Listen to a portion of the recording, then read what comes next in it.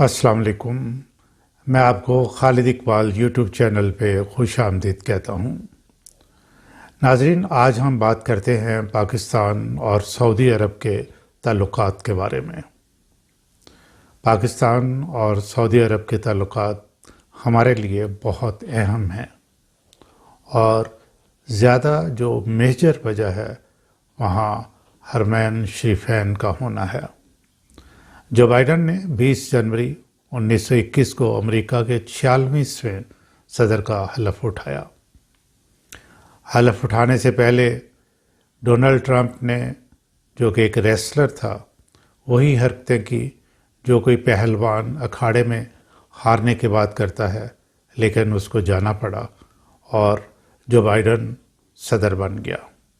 یہ دن محمد بن سلطان، جو کہ سعودی عرب کے کراؤن پرنس ہیں، ان کے لیے کوئی زیادہ خوشی کا دن نہیں ہوگا، کیونکہ انہوں نے ڈونلڈ ٹرمپ پہ بہت زیادہ انویسٹمنٹ کر رکھی تھی۔ جب مئی 1917 میں ٹرمپ نے سعودی عرب کا دورہ کیا تو اس کو تحائف سے لاد دیا گیا تھا۔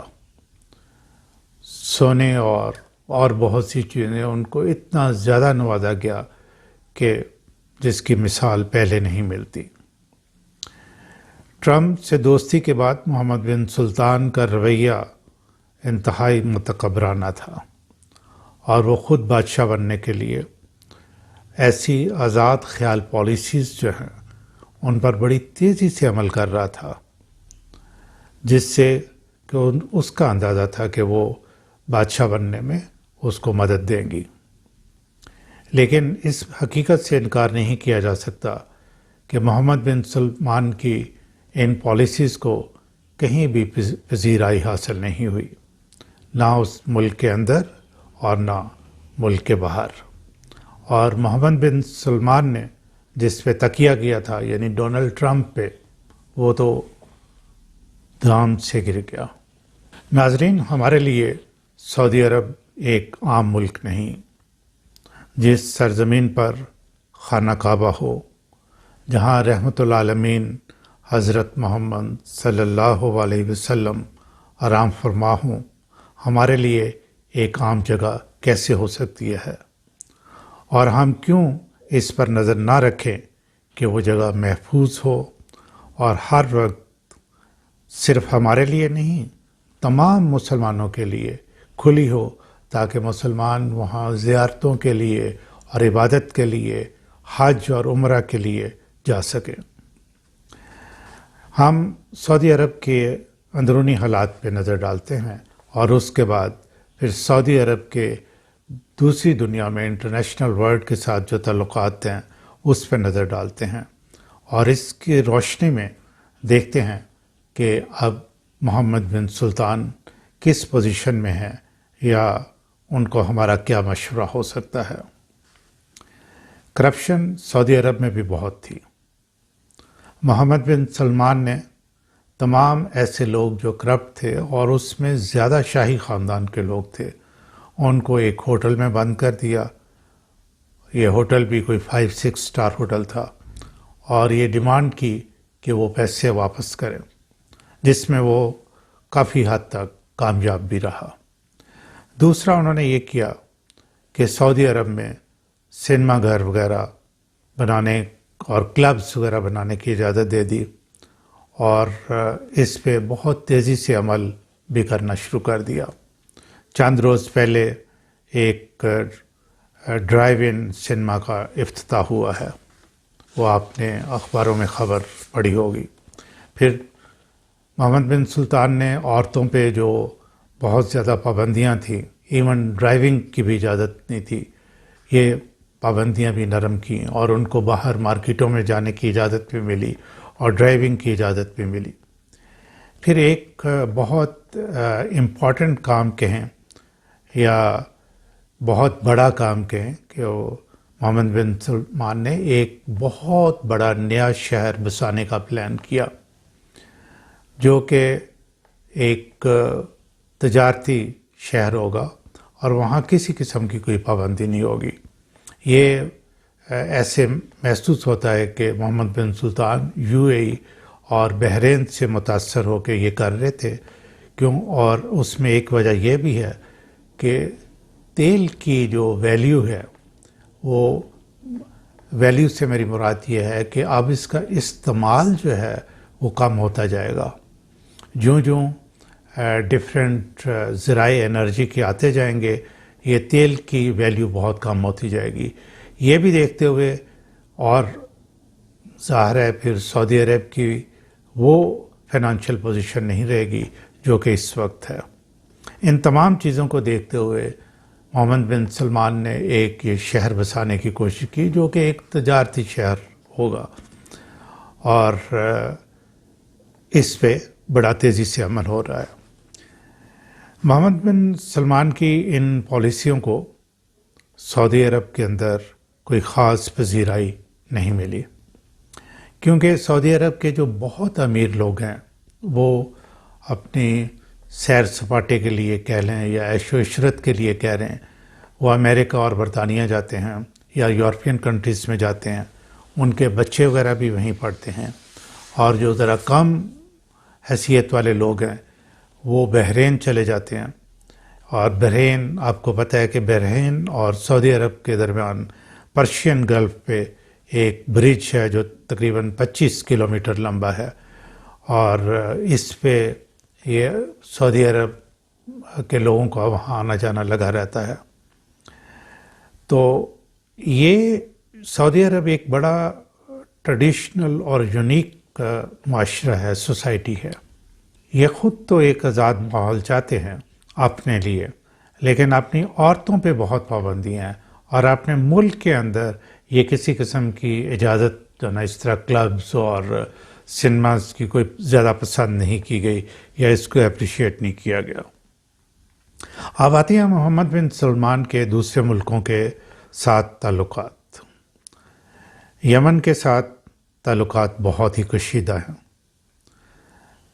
بھارت کی طرف جھکاؤ یہ بہت جو اسلامی کنٹریز ہیں ان کو کوئی زیادہ پسند نہیں ہے. پھر پاکستان کے ساتھ انتہائی کشیدہ حالات ہو چکے ہیں، اور بلکہ محمد بن سلمان کا رویہ پاکستان کی طرف انتہائی متکبرانہ ہے. میں اس پہ ابھی ڈیٹیل سے بات کرتا ہوں، اور میں ان تعلقات کو ٹھیک ہوتا ہوا نہیں دیکھ رہا، بلکہ یہ تعلقات شاید مزید خراب ہوں گے. ترکی کے ساتھ تعلقات بہت خراب، اور سعودی عرب ان کو ٹھیک کرنے کی کوشش بھی کر رہا ہے، بلکہ یہ تعلقات مجھے مزید خراب ہوتے ہوئے نظر آ رہے ہیں. 2023 میں جب لوزان ٹریٹی کا خاتمہ ہوگا تو ٹرکی بہت سٹرونگلی جو ہے وہ سامنے آئے گا، اور وہ اپنی پرانی حیثیت کو بحال کرنے کے لیے تمام کوششیں کرے گا. میرے انالیسس کے مطابق ترکی نے 1923 کے لیے، جبکہ یہ لوزان ٹریٹی ختم ہوگا، اس کے لیے بہت سی تیاریاں کی ہیں، اور مجھے لگ رہا ہے کہ وہ حاجیوں کی میزبانی کا جو ڈیمانڈ ہے یا حق ہے وہ دوبارہ واپس مانگ لے گا. اس وقت سعودی عرب کو مسلمان ملکوں کی ضرورت پڑے گی، اور سب سے زیادہ پاکستان کی ضرورت پڑے گی. محمد بن سلمان امریکہ کی سپورٹ سے اسرائیل کو تسلیم کرنے اور کروانے کے لیے جو اہم کردار ادا کر رہے ہیں، ان دا لانگ رن یہ سعودی عرب کے حق میں نہیں جائے گا، بلکہ اسلامک کنٹریز جو ہیں اس کو بڑا ہی ایک کویسچن مارک ہے، اور وہ اچھی نظر سے نہیں دے رہے. سعودی عرب جب بہت مشکل میں ہوگا تو جو اس کا خیال ہے کہ امریکہ اس کی مدد کرے گا، تو امریکہ کی ہسٹری یہ ہے کہ کبھی بھی انہوں نے اپنے دوستوں کی وقت پہ مدد نہیں کی. تو سعودی عرب کے لیے یہ اس وقت بہت ہی پریشانی کی بات ہوگی. اب آتے ہیں پاکستان اور سعودی عرب کے تعلقات. محمد بن سلمان نے پاکستان کو بالکل ہی غریب، مسکین اور غلام ملک سمجھ لیا تھا، اور اس میں زیادہ قصور جو ہے وہ ہمارے ماضی کے حکمرانوں کا ہے. وہ اپنے ملک کے لیے یعنی پاکستان کے لیے سعودی عرب سے ڈفرینٹ قسم کے قرضے وغیرہ تو لیتے تھے، یا تیل جو ہے ڈیفر پیمنٹس پہ لیتے تھے، لیکن اس کے علاوہ اپنی جیبیں بھی بھرتے رہتے تھے. اور جب وہ اپنی جیبیں بھی بھرتے رہتے تھے تو پھر ظاہر ہے کہ آپ کی وہ رسپیکٹ، وہ عزت جو ہے دوسرے کی نظر میں نہیں رہتی۔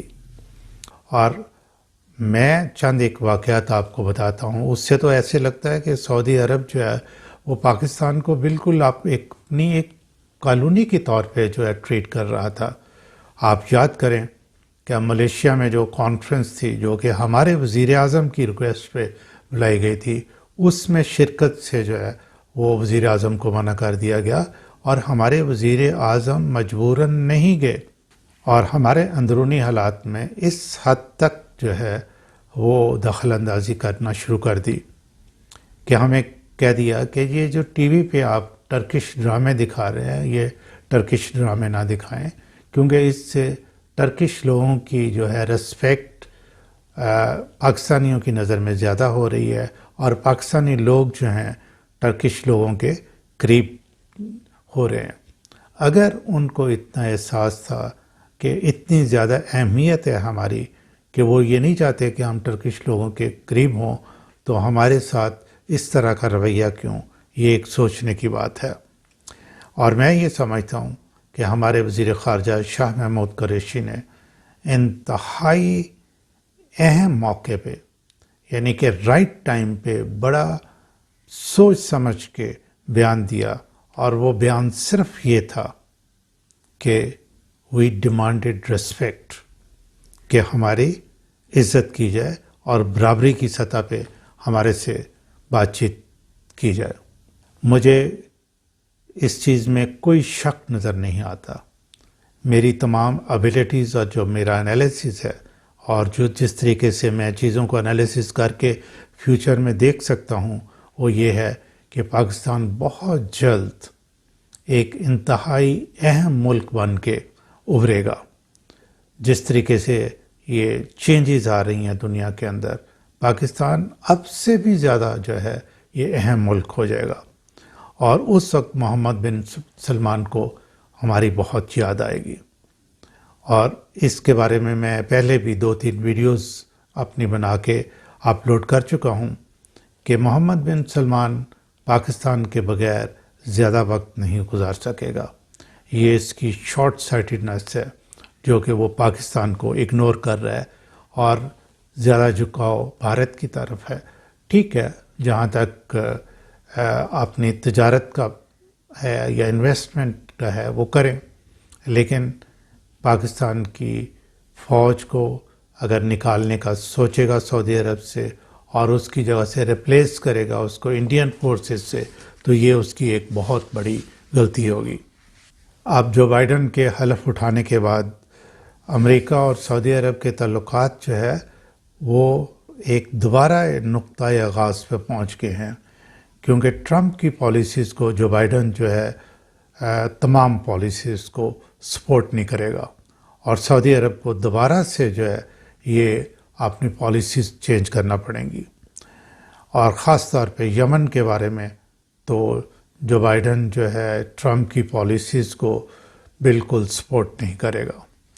آخری نقطہ جو ہے، یہ جو جمال خاشقجی ہے، رائٹر جو کسی زمانے یہ بیسیکلی سعودی عرب کا سٹیزن ہے، اور کبھی شاہی خاندان کا یہ ایڈوائزر ہوتا تھا، بعد میں اختلافات کی وجہ سے امریکہ چلا گیا، اور وہاں جا کے یہ سعودی عرب کی پالیسیز کا بہت بڑا نقاد بن گیا، اور اس کے پاس امریکن پاسپورٹ ہے۔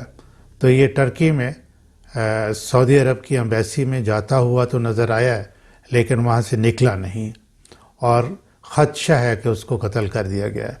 تو یہ جو قتل ہے یہ بھی محمد بن سلمان کے گلے میں ڈالا جا رہا ہے، اور یہ دنیا جیسی ہے، آپ کو پتہ ہے کہ کسی جگہ پہ بھی عدالت لگا کے، خاص طور پہ امریکہ میں، وہ محمد بن سلمان کا ٹرائل شروع کر دیں گے اور سزا بھی سنا دیں گے، جو کہ انتہائی بے عزتی اور انسلٹ کی بات ہوگی۔ ناظرین، یہ جو سارے واقعات میں نے آپ کے سامنے رکھے ہیں، آپ اس سے اندازہ لگائیں کہ اس وقت سعودی عرب کو ایک انتہائی سنسیئر دوست کی ضرورت ہے، جو کہ اس کو بڑی لانگ ٹرم کے مشورے دے سکے، جو کہ ایک اسٹریٹجک ویژن رکھتا ہو، اور یہ جو بتا سکے سعودی عرب کو کہ اب ان حالات کے اندر اس کو کیا کرنا چاہیے. اور اس کے لیے امریکہ تو اس کا دوست ہو نہیں سکتا. ٹھیک ہے. ایران کے ساتھ ویسے ہی اس کے تعلقات خراب ہیں، اور کون سا اس کا ایسا دوست ہے؟ صرف اور صرف پاکستان. میں محمد بن سلمان MBS کو یہ مشورہ دوں گا کہ وہ واپس پاکستان کی طرف لوٹ آئیں. پاکستان سے بہتر اس کا کوئی دوست نہیں ہو سکتا اس کو مشورے دینے میں اور ہر قسم کی اس کی ہیلپ کرنے میں. تو MBS, better for you, come back to Pakistan. Respect Pakistan, hold Pakistan in high dignity. This is in your interest.